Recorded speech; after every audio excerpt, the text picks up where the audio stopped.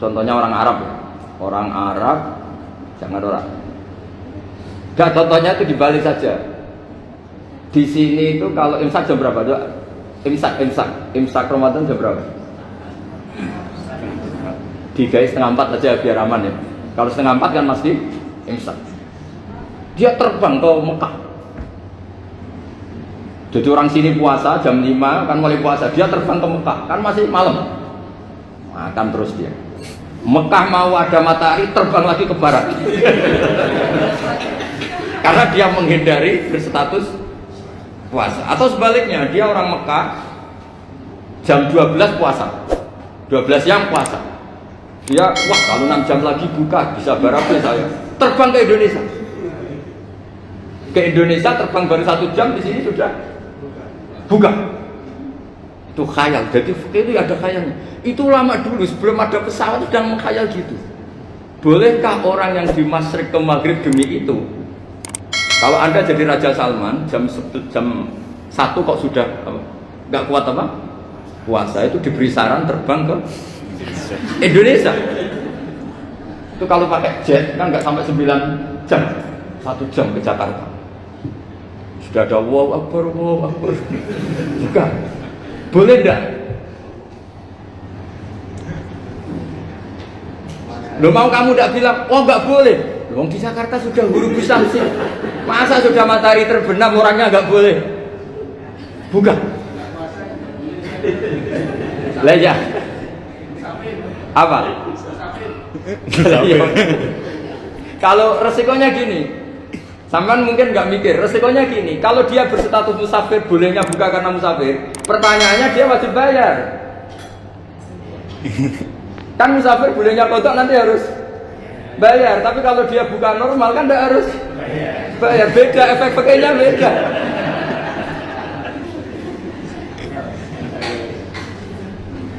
Sama jangan protes, Gus Baik gimana mau ngaji malah tidak senang.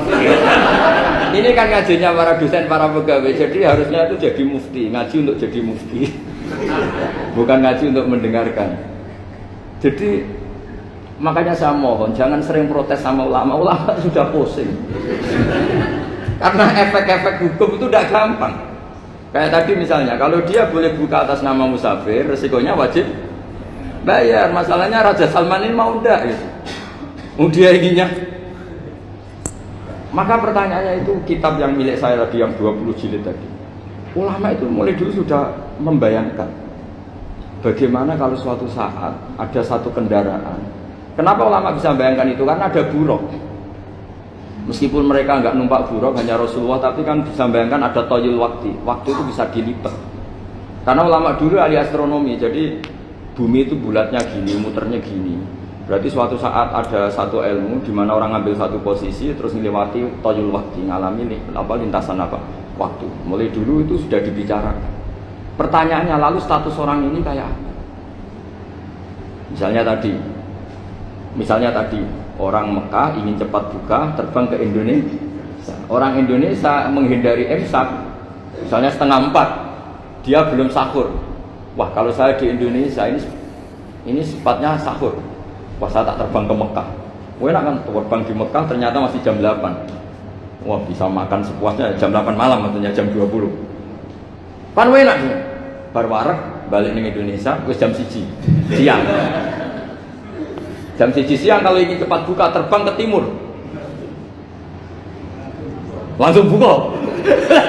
Berarti dia kira-kira masa aja 3 jam. Tapi terus ya mungkin kalau sampean tahu fokus sudah repot-repot mau tinggal turun nggak sinetron untuk buka dewi. Itu tidak hukum, saran itu namanya apa? Kalau hukum tetap tadi yang dikatakan puasa adalah imsak, mulai jam imsak sampai Ghurubus Syamsi. Lalu pertanyaannya lagi, Ghurubus Syamsi sampai imsak itu konversi jam apa nyata-nyata Ghurubus Syamsi? Kalau yang diriwati katul istiwa itu nyata, fi'lan, kalau dalam bahasa Arab fi'lan awaqiyah. Tapi kalau Anda orang kutub, saya sering kirim-kiriman surat sama mufti-mufti yang ada di Timur Tengah, di Eropa, konsultasi maksudnya. Orang kutub itu kan tidak ada matahari, tidak ada apa-apa. Jika kalau Anda baca kitab di kutub, mesti Gus Bah ada pembohong. Misalnya orang kutub ngaji saya, kamu harus subuh sebelum matahari terbit. Sekali matahari terbit waktunya hilang. Duhur setelah matahari agak ke barat. Asar kalau matahari terbenam hilang waktunya. Terus mereka bisa bilang mataharinya di mana? Maka pertanyaannya, boleh gak mengkonversi waktu untuk orang kutub? Jadi misalnya pola umum subuh jam 4:30, berarti antara subuh dan qadha itu 1,5 jam. Subuh sama zuhur polanya berapa berarti? Kalau 4:30 sampai jam 12 itu 6 sama 7,5. Berarti ya kira-kira habis subuh nunggu 7,5 jam baru zuhur, nunggu 3 jam baru asar, nunggu 3 jam baru maghrib. Berarti waktu puasa kira-kira antara jam 4 sampai jam 6. Berarti berapa jam itu? 12 sama 2 14 jam. Oke, berarti orang kutub harus puasa 14 jam, tidak bergantung waktu mata. Tapi ada lagi pertanyaan usinya gini, lalu 14 jam itu dimulai dari mana? Apa asal 14 jam? Apa harus ada konsensus setarnya? Masih ada PR lagi. Menurut kamu gimana? Ada konsensus setarnya dimulai jam 4 dini hari. Apa asal jumlahnya? Imsak 14 jam. Mikir lagi kan? Itu di Denmark itu ada satu musim di mana siang terus sampai sekian bulan. Siang terus sampai orang sana itu capek. Kenapa ada siang terus? Logikanya kan tadi bumi itu saya juga belajar falak, astronomi. Kalau tepaan kamu di sisi yang barat agak utara atau agak selatan, matahari ini nyentrong terus. Sehingga bumi molak-malik ya kamu kesentrong terus karena kita ini kan tepaan di katulis istiwa, di khotul istiwa. Sebenarnya katulis istiwa itu bahasa Arab dari kata khotul istiwa. Khotun itu garis, istiwa itu tengah. Lah, Islam itu oleh Allah memang dipilih di tempat paling top yaitu Mekah. Mekah Ka'bah itu suratul ardi. Jadi sebelum ditemukan ilmu astronomi itu Nabi sudah ngendikan Al-Ka'bah suratul ardi. Ka'bah itu pusarnya bumi. Sehingga di Ka'bah itu satu-satunya area yang terbebas dari medan magnetis. Karena dari utara dan selatan benar-benar di tengah. Maka potensi jam paling akurat di dunia itu hanya jam yang di Mekah itu. Karena apapun akuratnya teknologi di Amerika atau Jerman, karena jam itu dari logam tetap ketarik medan apa? Magnetis, entah berapa 00, tetap kena. Misalnya jam di Jerman lebih dekat mana kalau Jerman? Mesti ketarik medan magnetis, entah berapa kadarnya. Karena materi jam dari logam. Sementara di Mekah karena di tengah itu terbebas dari medan apa? Nah, sehingga yang segaris dengan Mekah kayak Indonesia itu semuanya khotul istiwa.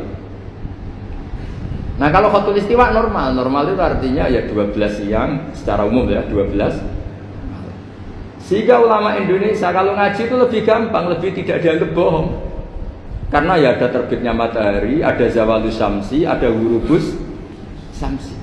Coba kalau kitab itu Anda baca di kutub utara sama kutub selatan, murid kamu bingung semua. Ini gimana Ustadz, tidak ada matahari kok semuanya diukur pakai matahari. Lalu pertanyaannya dikonversi kan?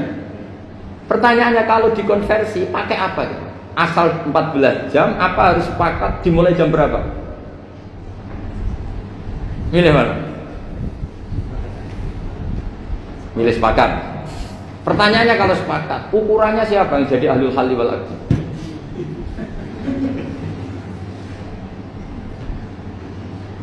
Jadi orang fikih itu sudah bingung, makanya saya mohon jangan sering diprotes. Saya pernah ketemu ulama, saya akan sering ikut komunitas di New York. Itu andekan dibur, itu pas persis Ka'bah. Jadi buminya itu kalau dibur itu pas persis Ka'bah. Lalu pertanyaannya, ada kiblat tidak di sana? Ya bumi kan gini ya. Kalau dalam bahasa falak itu ada rubuk namanya. Rubuk itu bumi yang sewaktu itu hanya yang 1/4. Ya bumi yang sewaktu itu hanya 1/4. Jadi kita sekarang siang, berarti yang baru siang hanya 1/4 bumi. Nanti yang malam ya hanya 1/4 bumi. Ya, misalnya sekarang kita di sini siang, di Arab Saudi kan belum, ini masih 5:30. Ini sekarang di Arab Saudi baru setengah. Lah itu ada daerah di mana dengan Ka'bah itu pas atas sama bawah. Harusnya kan bebas arah. Apa? Bebas arah. Lalu orang sana sholatnya itu menghadap kemana? Pernah ulama New York itu minta fatwa ke Rabitatul Alam Al-Islami, lalu kita harus menghadap kemana? Makanya dalam dunia anekdot ulama itu ada anekdot Abu Nawas itu orang yang nggak pernah kalah debat. Dia tuh terkenal nggak pernah kalah debat, tapi dia ada ilmuwan. Dia punya tetangga ilmuwan, punya pengaruh besar, semua orang ngaji ke ilmuwan itu. Mantelnya bukan main, karena dia ahli falak, ahli astronomi. Mau nandingi dia tidak bisa, gak nandingi itu reputasinya jatuh.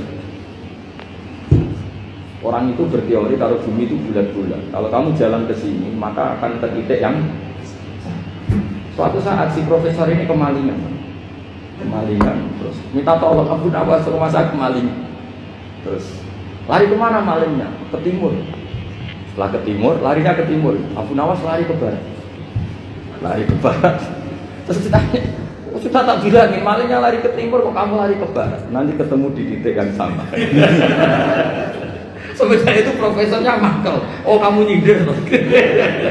Artinya Abu Nawas gak terima. Teori Anda itu gak bisa. Secara keilmuan benar, tapi secara faktual gak boleh. Berarti kalau ada orang ngejar istrinya lari ke timur, dia harus tetap ke barat. Nanti ketemu di titik yang sama.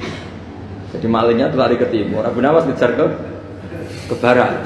Ketika ditanya profesornya, sudah bilangin malingnya tuh lari ke timur, kenapa ada ke barat? Kata Anda nanti ketemu di titik yang sama, karena bumi bulat-bulat.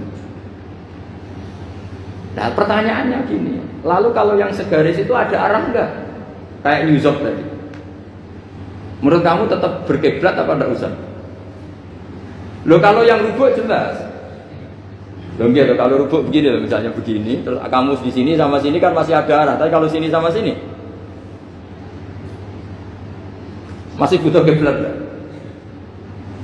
Lalu sama ndak usah protes, orang fikih sudah pusing, ndak usah diprotes, karena yang dipikir itu macam-macam. Nah ya makanya ini mengkaji ya, saya mohon ya kayak tadi ini mengkaji, saya mohon saya cukupkan sekian. Sementing apa ya, kita ada respeknya lah sama ulama. Jadi ulama itu susah, mikirnya susah, harus tanggung jawab di depan Allah, di dunia diprotes terus.